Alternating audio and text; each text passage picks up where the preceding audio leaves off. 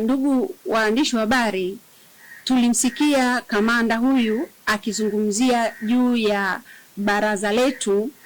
kutokufuata taratibu na kuwa haturuhusiwi kuanza maandalizi au hatupaswi kufanya maadhimisho ya siku ya mwanamke kutokana na sababu alizoamua kuzitaja yeye. Lakini sisi wanawake ambao tuko ndani ya Chama cha Demokrasia na Maendeleo Chadema, tunaamini ya kwamba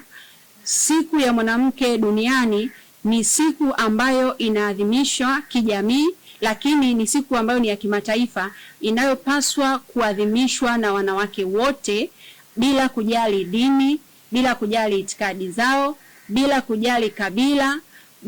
wala bila kujali rangi zao. Na hii ni kutokana na kuwa maadhimisho haya yalianzishwa kwa lengo mahususi likilenga kuhakikisha tunasherekea kwa pamoja mafanikio ya wanawake, lakini tunajumuika wanawake wote ulimwenguni tukijadili na kuangazia changamoto mbalimbali zinazomkumba mwanamke na binti. Sasa tunapokutana na mazingira kama haya yanatutia mashaka makubwa, na mashaka haya yanakuja kwamba iweje mwanamke ambaye yuko kwenye chama kimoja aonekane ya kwamba hastahili kusherekea mafanikio au kujadili changamoto ambazo zinamkumba kijamii, kisiasa, kitamaduni kama mwanamke mwingine yoyote yule ambaye atashiriki siku hiyo. Tumekuwa na maswali haya kwa sababu